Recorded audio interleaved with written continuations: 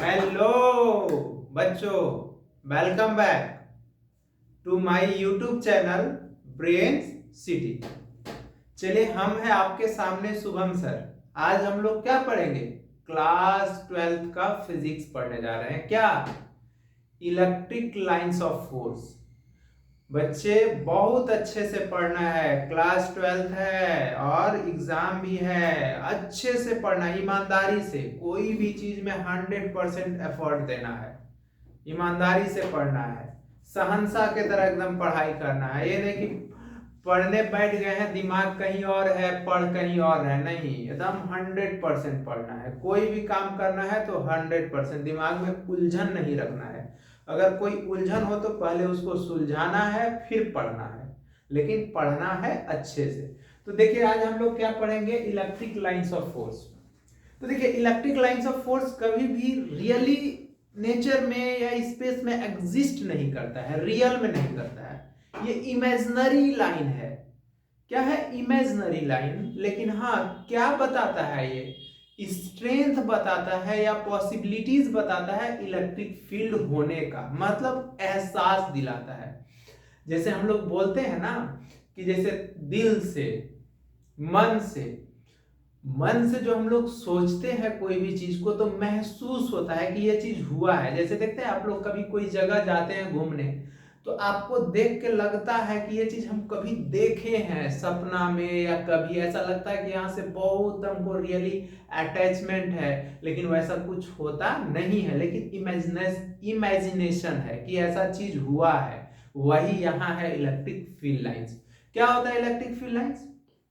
तो हम बोले क्या, it is an imaginary lines of force है, which can be represent the possibilities या स्ट्रेंथ ऑफ इलेक्ट्रिक फील्ड। है बात समझ में? स्ट्रेंथ या पॉसिबिलिटीज बताता है। तो हम लोग इलेक्ट्रिक फील्ड लाइंस क्यों पढ़ते हैं? अगर जहां जहां इलेक्ट्रिक फील्ड लाइंस पे, कर्व लाइन पे टेंजेंट ड्रॉ करेंगे ना बच्चे, मतलब स्पर्श, जहां पे कर्व है वहां पे उसके कांटेक्ट से एक लाइन ड्रॉ कर दीजिए, तो वो डायरेक्शन ऑफ इलेक्ट्रिक फील्ड को रिप्रेजेंट करता है। तो चलिए हम लोग पढ़ते हैं। तो क्या बोले? इलेक्ट्रिक लाइंस ऑफ फोर्स क्या होता है? It is an imaginary lines of force है,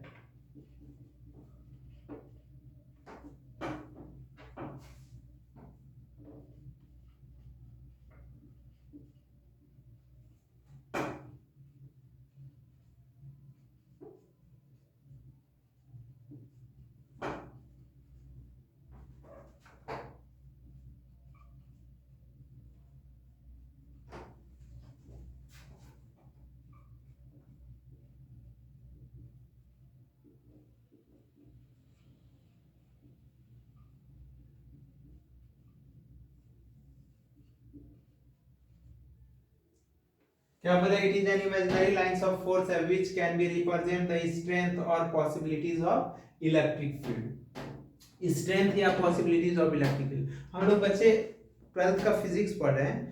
कल जो लेक्चर अपलोड होगा वो बच्चे इंटीग्रेशन का होगा, इनडिफिनिट का। इनडिफिनिट का हम बहुत दिन से बच्चे 2-3 दिन से वीडियो अपलोड नहीं कर रहे हैं, क्योंकि ये वेक्टर चल रहा था। इधर वेक्टर भी स्टार्ट है, इधर ये भी। तो कल इनडिफिनिट का हम कर देंगे बच्चे।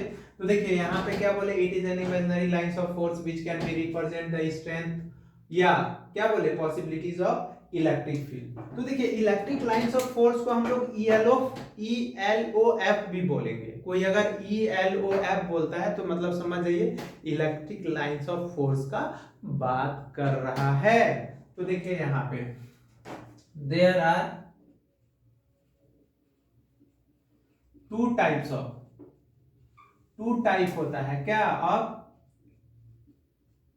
Electric lines of force.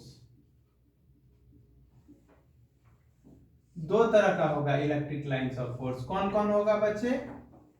एक uniform electric lines of force होगा, यूनिफॉर्म होगा, uniform electric lines of force होगा, लाइंस ऑफ फोर्स होगा। और दूसरा क्या होगा बच्चे? Non uniform electric lines of force होगा, लाइंस ऑफ फोर्स होगा। आया बात समझ में? हम क्या बोले कि इलेक्ट्रिक लाइंस ऑफ फोर्स को हम लोग दो भाग में डिवाइड कर दिए, uniform electric lines of force और दूसरा non uniform electric lines of force. हाँ, लेकिन बच्चे हम लोगों को 12th में या जेई मेंस में ये सब में या जेई एडवांस में सिर्फ uniform electric lines of force ही पढ़ना है, नॉन यूनिफॉर्म नहीं पढ़ना है। लेकिन हम लोगों को देख लेंगे कि होता क्या है। इसलिए क्यों इलेक्ट्रिक फील्ड लाइन जो होता है ना, क्यों पढ़ते हैं? इलेक्ट्रिक फील्ड लाइंस का क्राउडिंग जितना ज्यादा होगा ना बच्चे, जितना ज्यादा क्राउडिंग होगा उतना ज्यादा स्ट्रेंथ होगा इलेक्ट्रिक फील्ड का। देखते हैं, हम लोग बोलते हैं ना कि मैग्नेट के जो होता है इंड पे सबसे ज्यादा क्या होता है, डायपोल होता है। मतलब डायपोल यानी पोल स्ट्रेंथ होता है, ज्यादा अट्रैक्शन होता है। क्यों? उसी तरह इलेक्ट्रिक लाइंस ऑफ फोर्स भी जो होता है, जहां पे क्राउडिंग ज्यादा है वहां पे इलेक्ट्रिक फील्ड ज्यादा है, ज्यादा होने का पॉसिबिलिटीज है। जहां पे इलेक्ट्रिक फील्ड लाइंस दूर दूर है तो वहां पे इलेक्ट्रिक फील्ड लाइंस कम है, मतलब वीकर है, स्मॉलर फील्ड है। ये सब इस टाइप्स का क्वेश्चन आता है।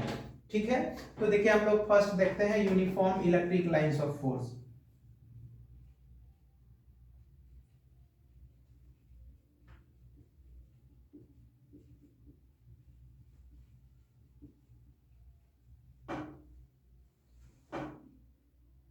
क्योंकि आप लोग का 12th जो है बच्चे कैरियर का बहुत इंपॉर्टेंट डिसीजन है, बहुत इंपॉर्टेंट स्टेप है। यहीं से आप लोग का लाइफ जो होता है ना आगे बढ़ता है। 12th अच्छा तो लाइफ जो होता है अच्छा हो जाता है। इसलिए बोलते हैं कि 12th जो होता है, कोई भी आप जॉब में जाएंगे तो 12th का परसेंटेज को इंपॉर्टेंस दिया जाता है। ऐसे जो भी जुनूनी इंसान है, जो भी जुनून वाले बच्चे हैं, वो कुछ मायने नहीं रखता है। जब से स्टार्ट किए लाइफ तब से स्टार्ट हो गया, ऐसा कुछ बात नहीं है। नहीं, ये कहावत है, एक है कि सरहद पे जाएंगे जीत के आएंगे, जीत नहीं पाए तो वापस नहीं आएंगे। मतलब कि अगर कोई युद्ध में जा रहे हैं तो उसको जीत के आना है, अच्छा करके आना है। जब अच्छा नहीं कर पाए तो गांव में आके, समाज में आके कैसे फेस दिखाइएगा? लोग बोलेगा देखो उसी का बेटा है, बाप माई का पैसा उड़ा के आ गया। ये होता है ना, इसी कारण से मेहनत से पढ़ना है। तो देखिए uniform electric lines of force क्या होता है? तो क्या होता है यूनिफॉर्म? देखिए यूनिफॉर्म मतलब क्या होता है, मतलब मैग्नीट्यूड और डायरेक्शन क्या हो, सेम हो। The magnet the electric field lines which are क्या, द इलेक्ट्रिक फील्ड लाइंस या द इलेक्ट्रिक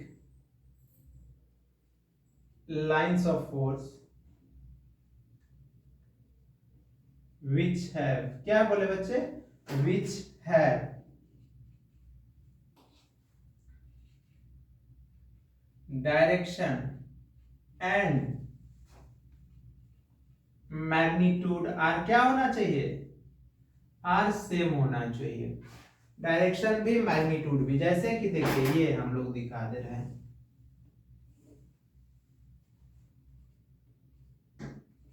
देखिए ये इलेक्ट्रिक लाइंस ऑफ फोर्स है। देखिए तो ये मान लेते हैं ना, डायरेक्शन तो सेम है, एक ही तरफ है, ये इलेक्ट्रिक फील्ड है मान लेते हैं। देखिए ये डायरेक्शन मान लेते हैं, ये अमाउंट में 10 मीटर हो तो ये भी 10 मीटर पे, मतलब स्पेस भी सेम होना चाहिए। यही होता है कि उसका मैग्नीट्यूड भी क्या होना चाहिए, सेम होना चाहिए। अब हम लोग आते हैं क्या, नॉन यूनिफॉर्म में। तो देखिए नॉन यूनिफॉर्म क्या होगा, नॉन यूनिफॉर्म में दो केस आएगा बच्चे। नॉन यूनिफॉर्म में दो केस क्या आएगा कि हो सके मैग्नीट्यूड अलग अलग हो, डायरेक्शन सेम हो, और दूसरा में क्या हो सके उसका मैग्नीट्यूड सेम हो, लेकिन मैग्नीट्यूड सेम हो डायरेक्शन अलग हो। और दूसरा में क्या बोले कि हो सके दोनों मैग्नीट्यूड और डायरेक्शन दोनों अलग अलग हो सकता है कि नहीं हो सकता है? चलिए देखते हैं हम लोग नॉन यूनिफॉर्म इलेक्ट्रिक फील्ड।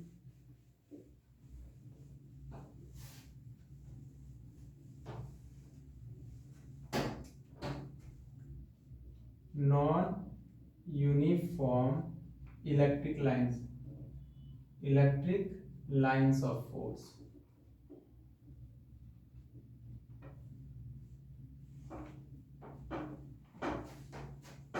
क्या होगा, द इलेक्ट्रिक फील्ड लाइन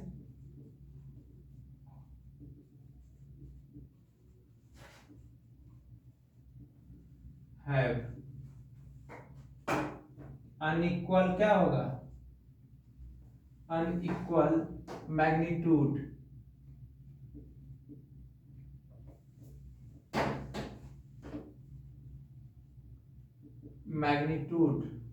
और डायरेक्शन। जैसे यहाँ पे दो तरह का होगा, non uniform magnetic field line जो होगा दो तरह का होगा, non uniform electric lines of force क्या होगा बच्चे,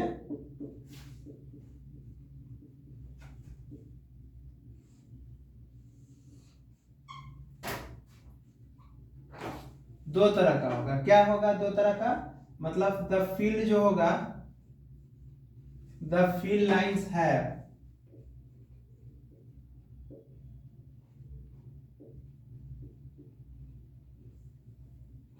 क्या, इक्वल मैग्नीट्यूड होगा, बट डिफरेंट डायरेक्शन होगा।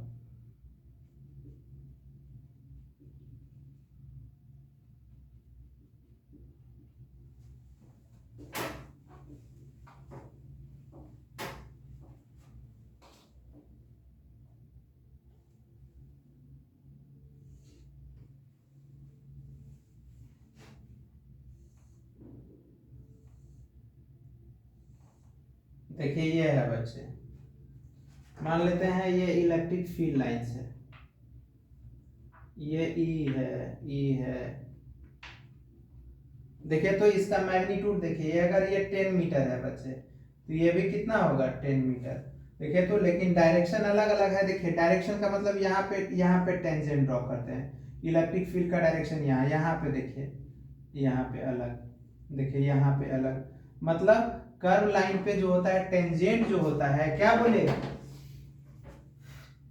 टेंजेंट जो होता है ऑफ एन इलेक्ट्रिक लाइंस, क्या लिखेंगे यहाँ पे क्लियरली, ये लिखेंगे बच्चे देखिए क्लियरली, टेंजेंट जो होगा ऑफ एन इलेक्ट्रिक, क्या बोले, tangent at A electric lines of force, electric lines of force क्या करेगा बच्चे, रिप्रेजेंट करेगा the direction of electric field का। देखिए एक पॉइंट हो गया, क्या पॉइंट हो गया बच्चे, हम बोले कि अगर कोई भी लाइन है, कोई भी कर्व लाइन है, उस पे अगर टेंजेंट ड्रॉ करेंगे तो वो क्या बताएगा, डायरेक्शन बताएगा, किसका, इलेक्ट्रिक फील्ड का। ठीक है, अब देखिए फील्ड लाइंस है, क्या बोले, अब यहां पे ले लेते हैं क्या, field lines have unequal magnitude, unequal magnitude होगा as well as unequal direction होगा, या अनइक्वल कहने का मतलब दैट इज डिफरेंट डायरेक्शन होगा। ठीक है, डिफरेंट डायरेक्शन मतलब मान लेते हैं ना, यही ले लेते हैं हम लोग। देखिए अलग अलग हो गया ना, तो सब जगह इलेक्ट्रिक फील्ड का अलग अलग डायरेक्शन होगा। देखिए ना, कॉन्टेक्ट लाइन ड्रॉ करिए ना बच्चे, देखिए यहाँ पे ऐसे हो गया, यहाँ पे ऐसे हो गया, यहाँ पे पैरेलल हो गया, तो हर जगह पे इलेक्ट्रिक लाइंस का, इलेक्ट्रिक फील्ड का डायरेक्शन क्या हो जाएगा, अलग अलग आ जाएगा। तो देखिए यहाँ हम लोग पढ़े क्या, इलेक्ट्रिक लाइंस ऑफ फोर्स का डिफिनेशन देखे, हम देखे कि इलेक्ट्रिक लाइंस ऑफ फोर्स दो तरह का होता है। कौन दो तरह का होता है बच्चे, एक यूनिफॉर्म होता है, दूसरा नॉन यूनिफॉर्म होता है। नॉन यूनिफॉर्म में दो तरह का होता है, क्या होता है दो तरह का, दो तरह का ये होता है कि एक का डायरेक्शन अलग अलग हो और मैग्नीट्यूड सेम हो, और दूसरे में क्या हो, बोथ मतलब डायरेक्शन और मैग्नीट्यूड डिफरेंट हो। आया बात समझ में, ये हम लोग देखे। इसमें आप ये भी बता सकते हैं बच्चे, डायरेक्शन भी सेम ले सकते हैं, तीन में कर सकते हैं। डायरेक्शन अगर सेम लेंगे, मैग्नीट्यूड अलग अलग लेंगे, तो ऐसे दिखाना होगा, ऐसे दिखाना होगा, ये भी हो सकता है, क्योंकि इसमें क्या है, मैग्नीट्यूड अलग, इसमें क्या है, इसमें इस लाइन में मैग्नीट्यूड जो है, मैग्नीट्यूड डिफरेंट है, बट क्या है, बट डायरेक्शन क्या है बच्चे, सेम है। ये भी आप दिखा सकते हैं, कोई दिक्कत नहीं है। चलिए, तो हम लोग ये देख लिया। अब आते हैं हम लोग प्रॉपर्टीज पे। Properties of electric lines of force, properties of ELOF, ELOF।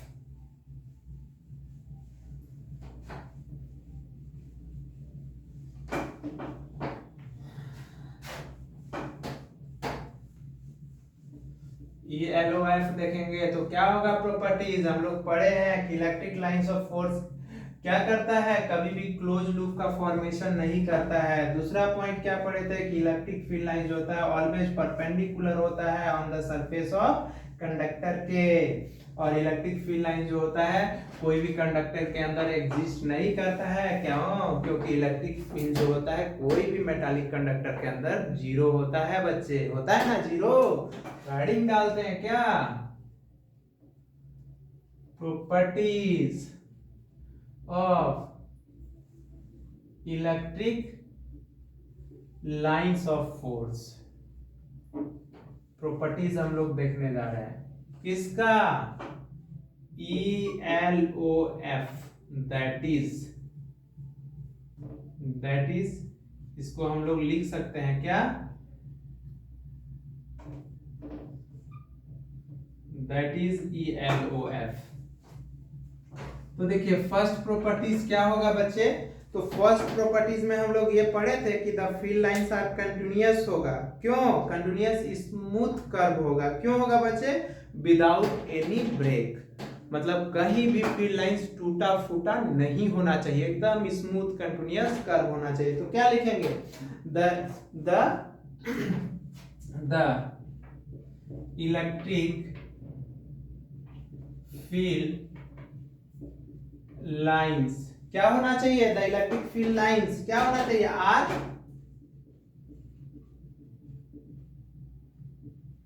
Continuous curve होना चाहिए विदाउट एनी ब्रेक्स, मतलब टूटा नहीं होना चाहिए। ठीक है, आ गया समझ में कि इलेक्ट्रिक फील्ड लाइंस क्या होना चाहिए, आर कंटिन्यूअस कर्व होना चाहिए विदाउट एनी ब्रेक। ठीक है, और इलेक्ट्रिक फील्ड लाइन जो होगा बच्चे स्टार्ट करेगा कहां से, एट पॉजिटिव चार्ज से। क्या लिखेंगे यहाँ पे, इलेक्ट्रिक फील्ड लाइंस स्टार्ट करेगा एट पॉजिटिव चार्ज। कहां से बच्चे, start at positive, electric field lines क्या बोले, start at positive charge and end करेगा, मतलब खत्म हो जाएगा, इंड्स करेगा एट निगेटिव चार्ज। कहां पे, निगेटिव चार्ज पे। मतलब इसको हम लोग ऐसे भी बोल सकते हैं कि इलेक्ट्रिक फील्ड लाइन जो होगा इमर्ज करेगा पॉजिटिव चार्ज से और मर्ज करेगा निगेटिव चार्ज पे। मर्ज करेगा मतलब इन करेगा।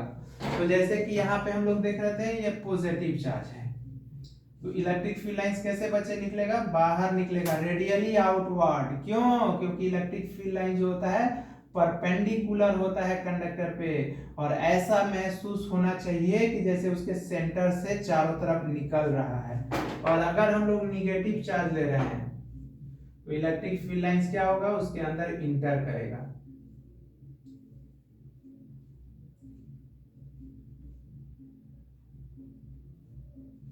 देखिए इंटर कर गया बच्चे। अब हम लोग देखते हैं ना electric field lines pair of charge के बाद, पेयर ऑफ हम लोग फील्ड लाइंस देख रहे हैं, फील्ड लाइंस क्या, पेयर पॉजिटिव अब बाय पॉजिटिव, दोनों पॉजिटिव का देखने जा रहे हैं हम लोग। देखिए पॉजिटिव चार्ज का देखने जा रहे हैं।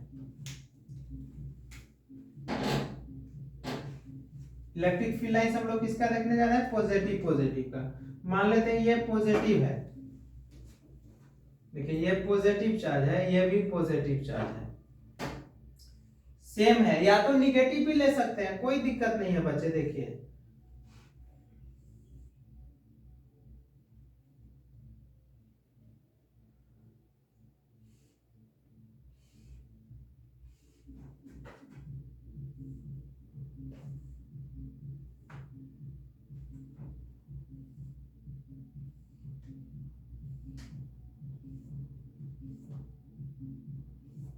देखिए ये होगा बच्चे, electric field lines positive charge से निकलेगा, निकल रहा है ना पॉजिटिव चार्ज से, देख लीजिए।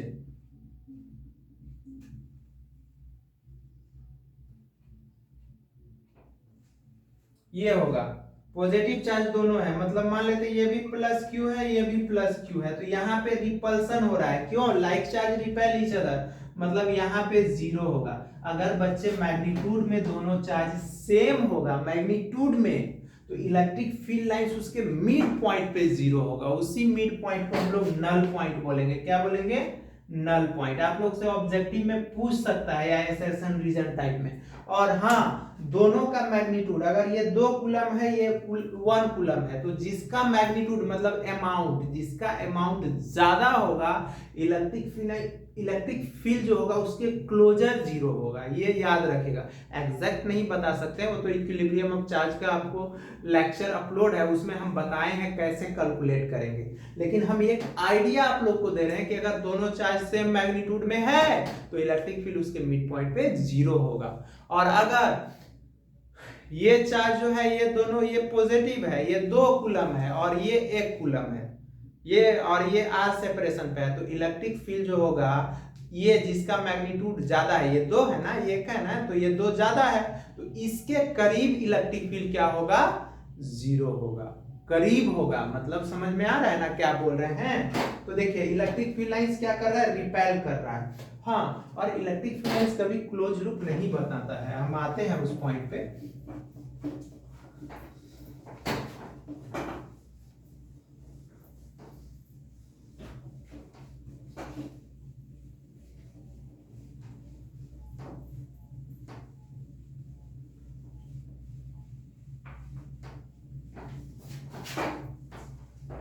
जैसे हम लोग अब निगेटिव चार्ज का देख रहे हैं, electric lines of force, pair of क्या लिख रहे हैं? इलेक्ट्रिक लाइंस ऑफ फोर्स देख लेते हैं। इलेक्ट्रिक लाइंस ऑफ फोर्स किसका? निगेटिव का। मान लेते हैं ये भी निगेटिव है, ये भी निगेटिव है।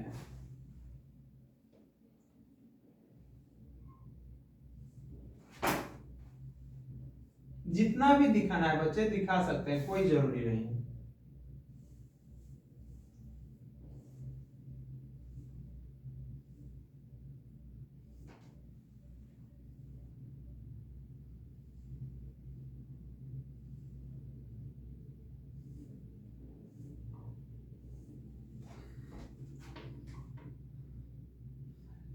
निगेटिव चार्ज है, मतलब इलेक्ट्रिक फील्ड लाइंस इंटर करेगा।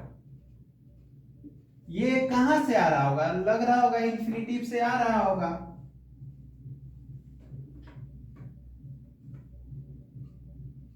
देखिए तो यहां पे इलेक्ट्रिक फील्ड क्या हो गया बच्चे? जीरो हो गया। ठीक है, तो ये क्यों? मैग्नीट्यूड में ये भी माइनस क्यू था, ये भी माइनस क्यू था। मैग्नीट्यूड में मतलब माइनस क्यू और माइनस क्यू दोनों का मैग्नीट्यूड सेम है, मतलब Q is equal to Q है, इसलिए इलेक्ट्रिक फील्ड इसके मिड पॉइंट पे जीरो होगा। वही जहां पे जीरो होगा उसको नल पॉइंट या न्यूट्रल पॉइंट बोलेंगे, न्यूट्रल पॉइंट बोलेंगे। आ गया बात समझ में? अब देखिए इलेक्ट्रिक फील्ड लाइंस हम लोग देखने जा रहे हैं, लाइंस ऑफ फोर्स, मतलब किस में? इन केस ऑफ डायपोल में। क्या बोले बच्चे? डायपोल। डायपोल मतलब एक निगेटिव और दूसरा पॉजिटिव। डायपोल का मतलब समझ में आ रहा है ना? इक्वल एंड अपोजिट चार्ज, मतलब एक निगेटिव है और एक पॉजिटिव है, तो इलेक्ट्रिक फील्ड लाइंस क्या होगा? निगेटिव से पॉजिटिव से निकलेगा बच्चे और निगेटिव में इंटर कर जाएगा। देखिए, कर गया ना?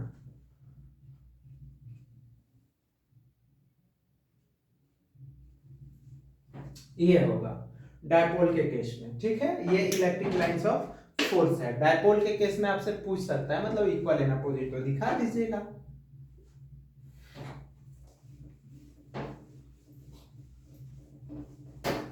थर्ड पॉइंट, प्रॉपर्टीज थर्ड क्या होगा? Third properties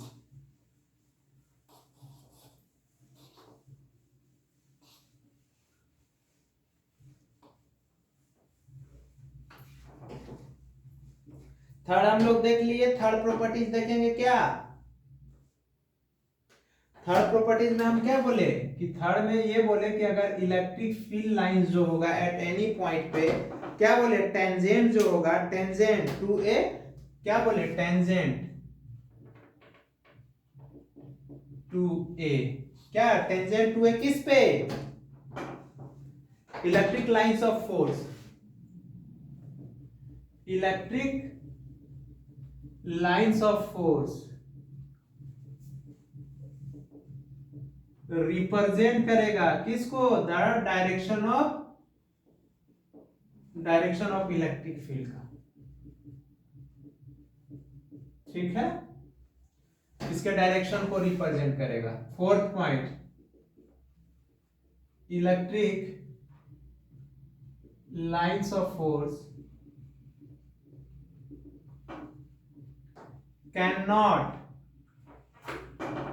cannot intersect each other या cannot be cross each other, cannot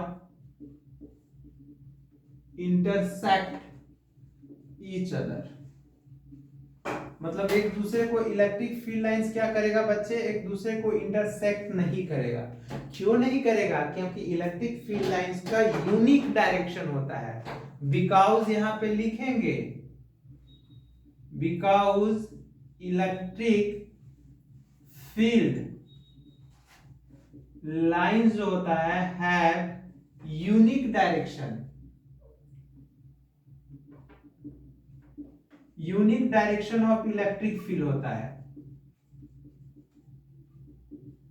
because unique direction of electric field होता है, ठीक है। दैट मान लेते हैं जहां पे इंटरसेक्ट किया होगा, that intersection point, intersection point two direction of electric field, two direction of electric field है, इलेक्ट्रिक फील्ड है, मतलब इज नॉट पॉसिबल। इज, देखिए दैट इंटरसेक्शन पॉइंट कितना, टू डायरेक्शन है इलेक्ट्रिक फील्ड का, टू डायरेक्शन। इसी कारण से बिकॉज इलेक्ट्रिक फील्ड लाइन से क्या होता है? यूनिक डायरेक्शन होता है, डायरेक्शन ऑफ इलेक्ट्रिक फील्ड होता है, डायरेक्शन ऑफ इलेक्ट्रिक फील्ड होता है, ठीक है, इलेक्ट्रिक फील्ड होता है। इसी कारण सो दैट इंटरसेक्शन पॉइंट क्या होगा? इंटरसेक्शन पॉइंट है क्या हो गया? Two direction of electric field हो गया, two direction of electric field हो गया, जो कि is not possible, is not possible, वो पॉसिबल नहीं है। क्या बोले? इससे ये समझ में आता है, कोई पूछेगा कि इलेक्ट्रिक फील्ड लाइन से एक दूसरे को क्रॉस क्यों नहीं करता है, तो बोलेगा कि इलेक्ट्रिक फील्ड का एक ही डायरेक्शन होता है, और जहां पे इंटरसेक्ट करता है वहां दो डायरेक्शन पॉसिबल हो जाता है, जिसके कारण ये संभव नहीं है। आया बात समझ में? तो इलेक्ट्रिक फील्ड लाइन देख लिए। अब नेक्स्ट में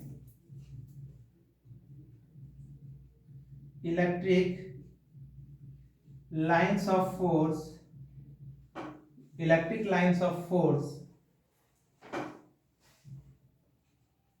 do not form any closed loop, कोई भी क्लोज लूप नहीं बनाएगा। क्यों नहीं बनाएगा बच्चे? Any close loop. क्यों? देखिए अगर ये क्लोज लूप नहीं बनाएगा, क्लोज लूप ये इलेक्ट्रिक फील्ड का है, ये पॉसिबल नहीं है। क्यों नहीं है? क्योंकि इलेक्ट्रिक फील्ड जो हो जाता है, इलेक्ट्रिक फील्ड इज जीरो हो जाता है, is zero inside the close loop, कभी भी नहीं बनाएगा इसी कारण से। चलिए next point,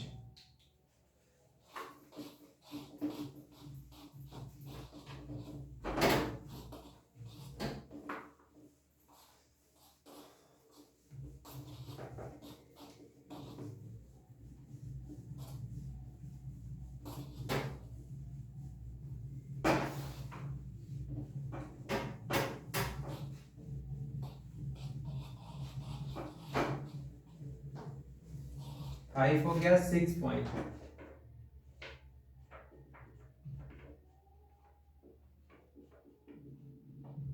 electric lines of force,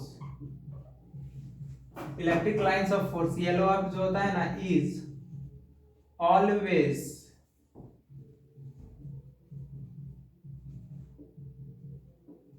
perpendicular होता है, कहां, to the surface of a conductor, surface of a conductor. कोई भी कंडक्टर है बच्चे, अगर यहाँ पे पॉजिटिव चार्ज है तो हमेशा चार्ज जो होता है ना, हमेशा सरफेस पे होता है, उसके अंदर नहीं होता है। क्यों नहीं होता है? इसी कारण से अंदर इलेक्ट्रिक फील्ड क्या होता है, जीरो होता है। यही कारण है कि इलेक्ट्रिक फील्ड लाइन जो होता है ना, ऐसे परपेंडिकुलर होता है और ऐसा लगता है कि इसके सेंटर से निकल रहा है। देखिए,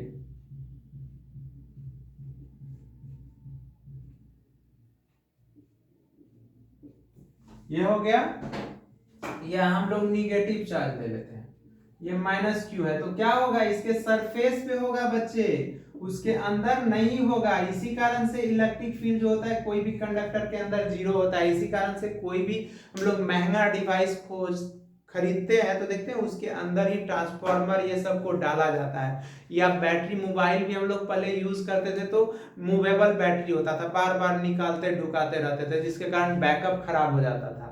अब कंपनी देखिए थोड़ा सा एक दिमाग लगाया, क्या दिमाग लगाया, बैटरी को फिक्स कर दिया कि वो निकलेगा ही नहीं, तो देखिए बैकअप मेंटेन रहता है मोबाइल का, जल्दी खराब नहीं होता है। क्यों? क्योंकि अंदर फील्ड जीरो है। यही कारण है जब थंडरिंग हो तो कार के अंदर बैठे रहना चाहिए, बाहर नहीं निकलना चाहिए। क्यों? कार कवर है मेटालिक स्पेयर से, मेटालिक सरफेस से, तो इसके कारण उसमें फील्ड जीरो है, आपको कुछ नहीं होने वाला है। ठीक है, तो देखिए इलेक्ट्रिक फील्ड लाइंस, तो ये भी हमेशा क्या होगा, सरफेस पे परपेंडिकुलर होगा। ठीक है, अगर परपेंडिकुलर नहीं दिखे तो सीधा बोलेगा नहीं पॉसिबल है बच्चे। अब कुछ बच्चा गलत सोच लेगा तो हम लोग क्या कर सकते हैं, हाँ, next properties, electric field lines कभी भी do not exist inside the conductor. कोई भी कंडक्टर के अंदर इलेक्ट्रिक फील्ड लाइंस एग्जिस्ट नहीं करेगा, अंदर नहीं होगा। क्यों नहीं होगा? क्योंकि अंदर इलेक्ट्रिक फील्ड ही जीरो है, तो कैसे होगा, नहीं होगा। याद रखिए, तो 6 7 क्या होगा, electric field lines do not exist inside the conductor। Conductor के अंदर एग्जिस्ट नहीं करेगा। क्यों? Because electric field is zero inside the conductor, inside the, इससे आईआईटी बहुत अच्छा क्वेश्चन पूछा था, बच्चा लोग को थोड़ा सा गुमराह किया था। गुमराह क्या किया था,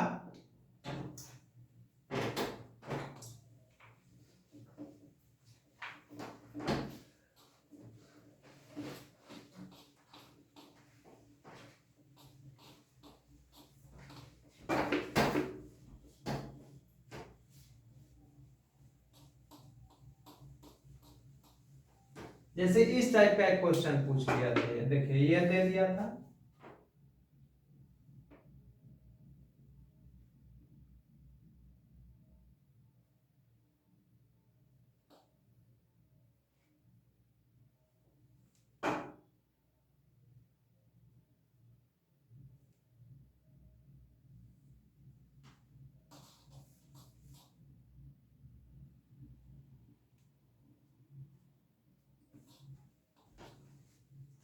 ये दे दिया था,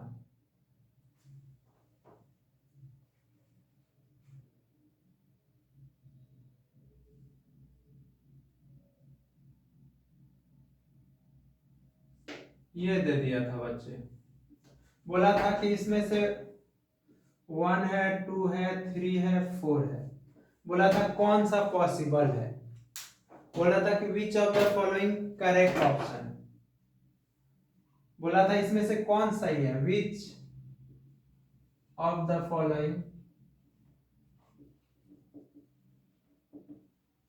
इज करेक्ट, ये पूछा था हम लोग से कि कौन सही है। बहुत बच्चा सोचा होगा कि सर तो हमेशा बोलते हैं परपेंडिकुलर होना चाहिए, तो ये तो परपेंडिकुलर है। बोले ना हम कि electric field line always perpendicular होना चाहिए to the surface of conductor, हम एग्री करते हैं, हम बोले हैं ऐसा, ठीक है। लेकिन ये भी तो बोले कि ऐसा प्रतीत होना चाहिए, ऐसा सीम्स होना चाहिए कि वो इलेक्ट्रिक फील्ड लाइन कंडक्टर पे परपेंडिकुलर है, लेकिन उसके सेंटर से निकल रहा है, ऐसा लगना चाहिए। तो इसमें लग रहा है, क्या लग रहा है, देखिए तो इसको मिला, ये तो इस सेंटर से निकल रहा है, ये भी सेंटर से निकल रहा है, तो ये भी गलत है, ये भी गलत है, गलत है। और तीसरा तो और गलत है, फर्स्ट वाला तो और गलत है। क्यों गलत है? क्योंकि इलेक्ट्रिक फील्ड लाइंस कभी भी कंडक्टर के अंदर एग्जिस्ट नहीं करता है। भाई साहब तो पूरा पूरा ढुक गया है अंदर, देख लीजिए पूरा ढुका है, तो ये भी पॉसिबल नहीं है। तो पॉसिबल कौन है? ऑप्शन 4 सही है। क्यों है? ये लग रहा है ना कि आपको देखे तो सेंटर से आ रहा है, लग रहा है ना ऐसा, इसलिए ऑप्शन 4 क्या होगा? ऑप्शन 4 जो होगा ये सही है। आया बात समझ में? इतना इजी क्वेश्चन 4 मार्क्स में आया था बच्चे। ठीक है, चलिए नेक्स्ट हम लोग देखते हैं।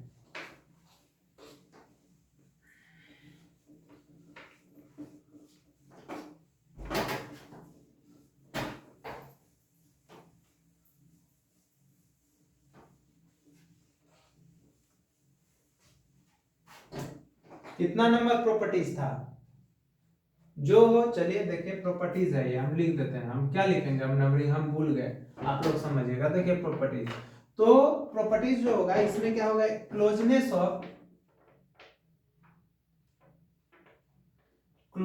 Of electric lines of force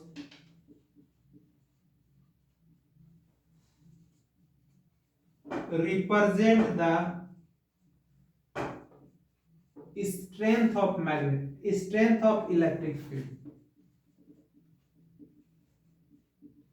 आया बात समझ में? क्या बोले कि जितना ज्यादा इलेक्ट्रिक फील्ड लाइंस क्लोज होगा,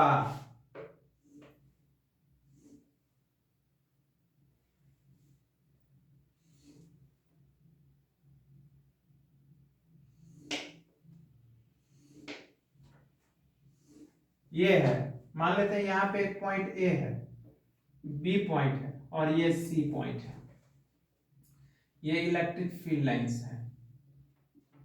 तो ज्यादा बोलेगा कि कहां पे इलेक्ट्रिक फील्ड का स्ट्रेंथ ज्यादा है, तो ई ए पे ज्यादा होगा, फिर ई बी पे, फिर क्या होगा बच्चे? ई सी पे। क्यों होगा? क्योंकि यहाँ क्राउडिंग ज्यादा है इलेक्ट्रिक फील्ड लाइंस का, इसीलिए यहाँ पे इलेक्ट्रिक फील्ड ज्यादा होगा। यहाँ पे थोड़ा कम हो गया इसलिए इससे कम होगा, यहाँ पे बहुत कम है इसलिए कम होगा। ये हो गया। अब नेक्स्ट प्रॉपर्टीज, प्रॉपर्टीज क्या होगा? अगर फार होगा, वीकर फील्ड लाइंस होगा, weaker the field lines क्या होगा? स्मॉलर होगा या स्मॉलर होगा द इलेक्ट्रिक फील्ड बहुत कम होगा अगर वीकर होगा तो। ठीक है, अब देखिए नेक्स्ट प्रॉपर्टीज हम लोग देखते हैं बच्चे। नेक्स्ट प्रॉपर्टीज क्या होगा कि number of electric field lines passing through a conductor जो होगा वो डायरेक्टली प्रोपोर्शनल होगा मैग्नीट्यूड ऑफ चार्ज के। किसके? मैग्नीट्यूड ऑफ चार्ज के।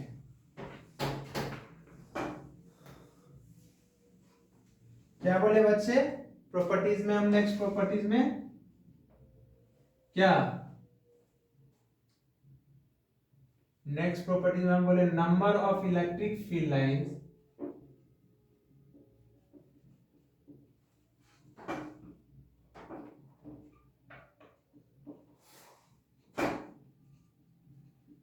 passing through a conductor is directly proportional होगा टू द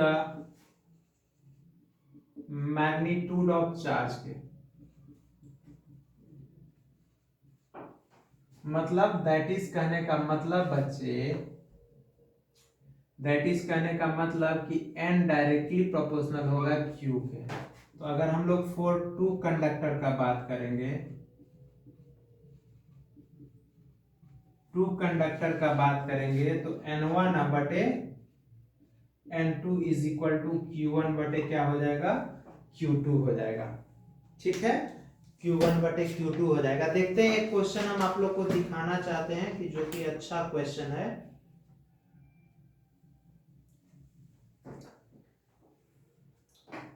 देखिए क्वेश्चन हम लेते हैं इसमें। क्वेश्चन क्या है कि मान लेते हैं ना कि एक पॉजिटिव चार्ज q1 है, ये q1 चार्ज है, और ये बच्चे q2 चार्ज है।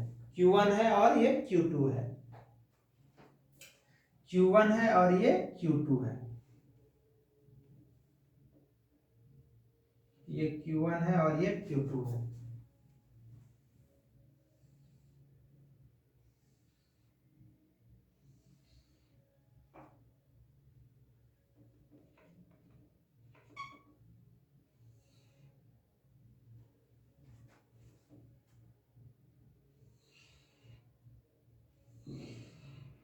ये भी पूछा हुआ क्वेश्चन है और आप लोग को एससी वर्मा में भी मिलेगा। मान लेते हैं ये देखिए,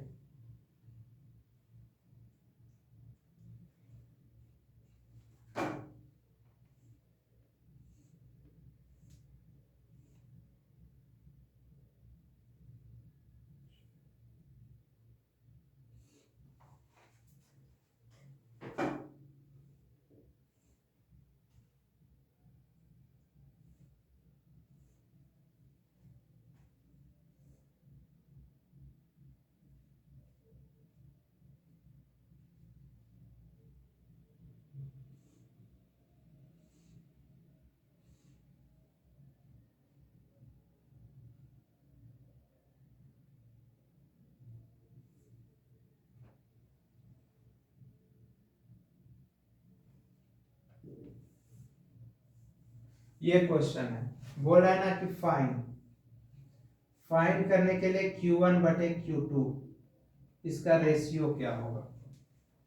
देखिए बच्चे, आप लोग से ये पूछेगा ना, कभी आप लोग ये सोचे भी होंगे कि इलेक्ट्रिक फील्ड लाइंस हमेशा कर्व ही क्यों होता है, स्ट्रेट लाइन क्यों नहीं होता है। ड्यू टू लैटरल प्रेशर के कारण ऐसा होता है बच्चे। लैटरल प्रेशर के कारण जो होता है ना, इलेक्ट्रिक फील्ड लाइन जो होता है कर्व होता है। किसके कारण बच्चे, ड्यू टू, याद रखिएगा, ड्यू टू लैटरल प्रेशर या एज डिफेक्ट, याद रखें ना, due to edge effect, edge effect. इसी कारण से जो होता है कि एज इफेक्ट के कारण इलेक्ट्रिक लाइंस ऑफ फोर्स जो होता है, इलेक्ट्रिक लाइंस ऑफ फोर्स जो होता है इज कर्व्ड होता है, कर्व्ड होता है at the end of conductor,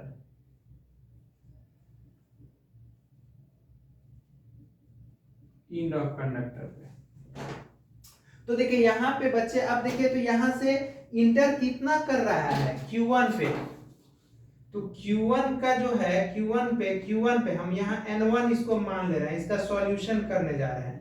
देखिए तो इसका सॉल्यूशन, तो N1 जो है Q1 के कारण, Q1 चार्ज पे N1 number of electric lines of force कितना इस यहाँ पे इंटर कर रहा है। देखिए तो 1 2 3 4 5 6 कितना हो जाएगा, 6 हो जाएगा। फिर N2 लेते हैं, क्यों N2 किसके कारण ले रहे हैं, Q2 चार्ज के कारण।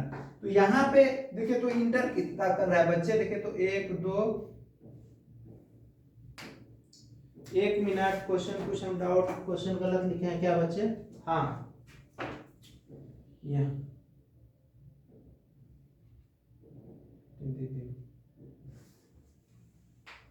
ये डायरेक्शन उल्टा है बच्चा थोड़ा सा, क्योंकि क्लोज लाइन हो जाएगा ना तो फिर पॉसिबल नहीं ना है।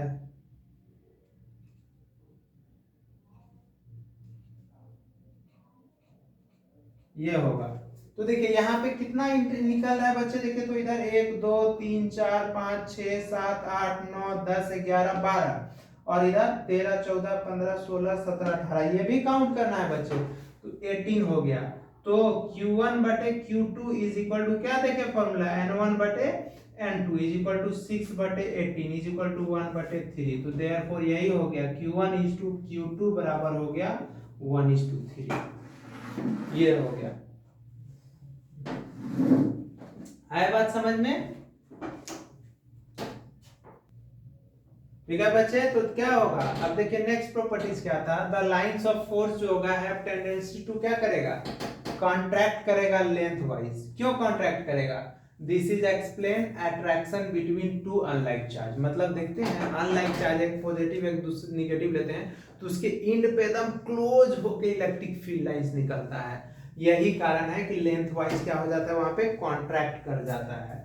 और the lines of force have tendency to expand laterally so as exert a lateral pressure on a neighboring lines of force. This is expand repulsion between two similar charge। दो सिमिलर होता है तो वहां lateral pressure के कारण explain अति हो जाता है, मतलब एक्सपेंड हो जाता है फील्ड लाइंस, जिसके कारण अंदर इलेक्ट्रिक फील्ड जीरो हो जाता है, जो जिसको हम लोग नल पॉइंट बोले थे वो एग्जिस्ट करता है। अब हम लोग देखते हैं electric field lines of A positively charge conductor. अगर मान लेते कंडक्टर है या कैपेसिटर है, ये पॉजिटिव है या निगेटिव होगा, तो पॉजिटिव में ऐसे इलेक्ट्रिक फील्ड लाइंस यूनिफॉर्म होगा बच्चे। ये देखिए ऐसे यूनिफॉर्म दिखाइएगा,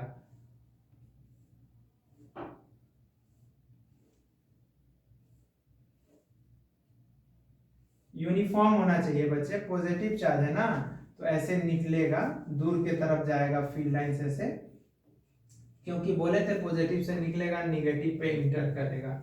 तो ये कंडक्टर का केस में, कैपेसिटर कैपेसिटर के केस में ये फील्ड लाइंस हो जाएगा। तो देखिए हम लोग इलेक्ट्रिक फील्ड लाइंस क्या के बच्चे अच्छे से देख लिए, पढ़ लिए हम लोग। अब इस पे जो भी क्वेश्चंस होगा, जैसे एनसीईआरटी का क्वेश्चन डिस्कस करेंगे तो एनसीईआरटी में क्वेश्चन जो है फील्ड लाइंस का, और ये याद रखिए ना कि फील्ड लाइंस क्लोज होगा तो वहाँ स्ट्रेंथ ज़्यादा है। क्लोज लूप में कभी भी इलेक्ट्रिक फील्ड लाइंस एग्जिस्ट नहीं करेगा। इलेक्ट्रिक फील्ड लाइंस हमेशा परपेंडिकुलर होता है और ऐसा सीम्स होता है कि उसके सेंटर से निकल रहा है, ठीक है। और इलेक्ट्रिक फील्ड लाइंस हमेशा पॉजिटिव चार्ज से निकलेगा, नेगेटिव पे इंटर करेगा। उसी के जितना प्रॉपर्टीज बताएं उसी के बेसिस पे काम कीजिएगा, क्वेश्चन बन जाएगा, सारा क्वेश्चन बन जाएगा। तो इसी कारण से आप लोग अपना ख्याल रखें। इस क्लास को यहीं पे हम रोकते हैं। मेरे चैनल ब्रेन सिटी को लाइक कीजिए, सब्सक्राइब कीजिए, दोस्त को बताइए। Good night, bye.